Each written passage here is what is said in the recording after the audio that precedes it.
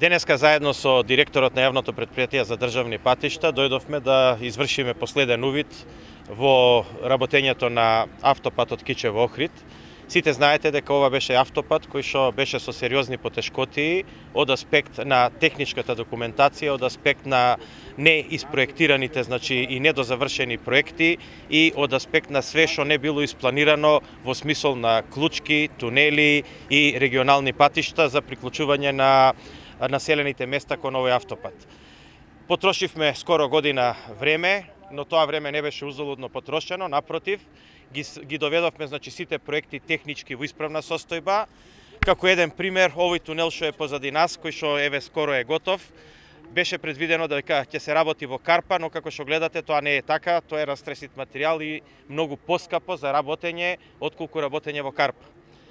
Тунелот кој што бил предвиден бил без геолошки испитувања и како таков, значи, имал една вредност. Моравме сето тоа да го усогласиме со кинеската страна, а согласно ФИДИК експертите, кои што ни помогнаа од страна на австриските агенција за патишта, одредени американски компании кои што се многу искусни во оваа област.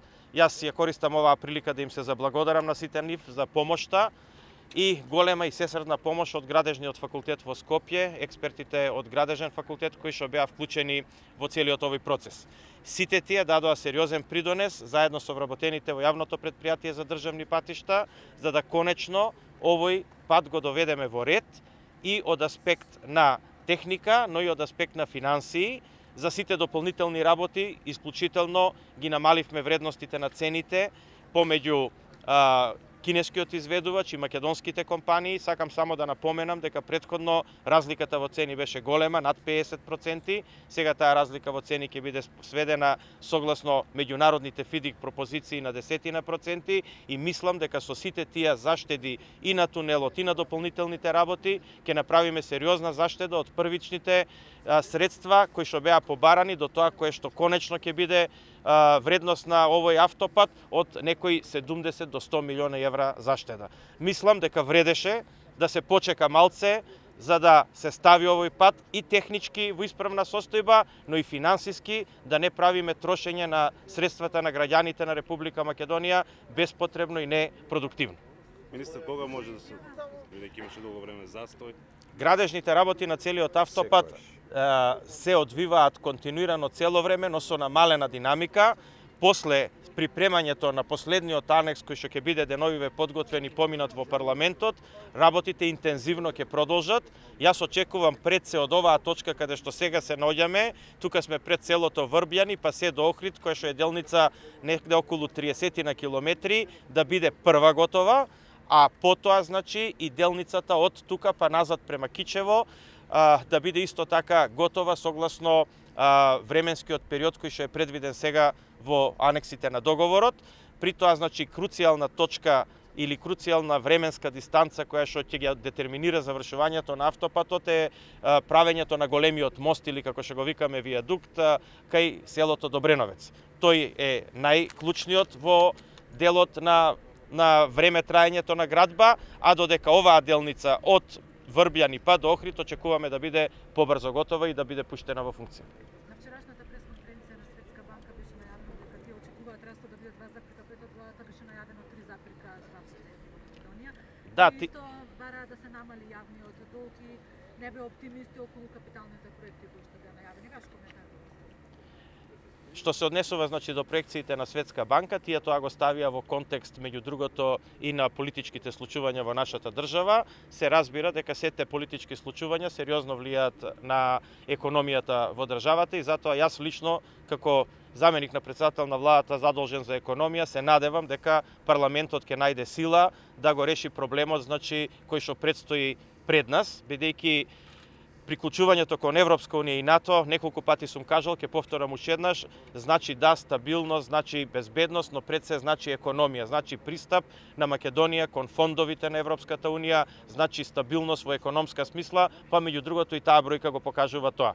Што се однесува, значи, до капиталните инвестиции, сакам да потврдам дека најголемо задвижување на економијата во смисолот на градежништвото, кое што знаеме дека во првиот и вториот квартал беше под вредностите кои што беше во претходната година во истите квартали, прават точно оваквите проекти.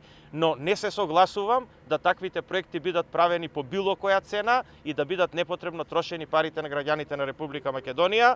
Затоа ценам дека треба тие пари да бидат домаќински трошени, па ако е за тоа потребно да изгубиме неколку месеци, меѓутоа проектите да ги доведеме од финансиски и технички аспект во нормална и добра состојба. Да се довршам на колешката покрај останување на проекцијата за раст покрај катастрофалната реализација на капитални проекти. Доколку не се појават нови избори кои што реално би ја забавиле економијата, да останува. Светска банка исто така имаше забелешки околу менаџирањето на капиталните проекти, односно проектирањето во буџетот, забележувајќи дека голем дел од ставките предвидени за капитални проекти не се реализирани, дека тоа треба подобро да се менаџира. Јас би сакал за целокупната македонска јавност да разграничам две работи. Она што е предвидено во буџетот за капитални инвестиции, тоа не е овој пат. И тоа не се патиштата за кои што сега зборуваме. Во буџетот се предвидени капитални инвестиции во министерствата, ресорни, за одредени градежни работи, но и купување на опрема и машини. Така да во таа смисла, значи патиштата или најголемите пари во државата за инфраструктура не се во буџетот. Тие се во јавното претпријатие за државни патишта и тоа оваков објект за кој што денеска зборуваме. Тие се во Македонски железници инфраструктура за железничката линија према Бугарија. Тие се во ЕЛЕМ за делот на енергетските објекти. Тие се во МЕР за делот на гасификацијата. Тие се во МЕПСО за делот на далеководите. Тоа се главните градежни активности кои што државата треба да ги реализира во делот на инфраструктурата. Така очекуваме градежништвото да биде подигнато. Да се надоврзам, бидејќи вице-премиерот рече доста околу ова како ќе се продолжи и што ќе се продолжи. Значи не сакам да ги забарам граѓаните со тоа што наследивме и како наследивме и дека има само две бушотини за цел тунел или дека автопатот е нацртан врз резерварот за вода на Кичево, но ние можеме и по истото да го работиме проектот, но нема да биде употреблив патот. Зошто треба додатни средства, бидејќи од овде кој ќе тргнете до Охрид немате проектирано ни една клучка. Немате ни еден сервисен пат, ни еден спореден пат. Значи, сето ова конечно дојде, вака да кажам, на крајот од денот, да веќе ги имаме готови, најголем дел од проектите веќе имаме сликата како да продолжиме и што е најбитно по многу подруги и поразлични цени отколку до сегашните. А во меѓувреме Гостивар, Кичево патот тотално се рехабилитира, значи се правиме за да може да се оспособи целата фреквенција на овој дел од патот, а нашата интенција е од Охрид до тунелите парцијално да се пуштат како што се готови делови од патиштата, но тоа нема да биде по километар-два, него 5, 10, 15 километри, за да веднаш да се оспособи сообраќајот, да се растерети и што е најбитно економијата да може да функционира уште повеќе. Како директоре Различни цени помали или повисоки? Значи, на цените кои што сега се работи се далеку пониски од цените кои што се работело. Дали можеме да очекуваме нов пат до Свети Наум? Да. Кога би може? Значи, таму е многу чувствителна тема, мораме многу да внимаваме за еколошкиот проект, ставен е во програма за следната година, но мора проектот да се работи согласно екологијата и согласно дозволите од УНЕСКО, знаете колку е тоа чувствително. Значи, воопшто не е проблем да се направи патот, да се рехабилитира патот од Охрид до Свети Наум. Но било какво проширување е проблематично, затоа што треба да се внимава за жал на екологијата, а и од интерес на сите нас.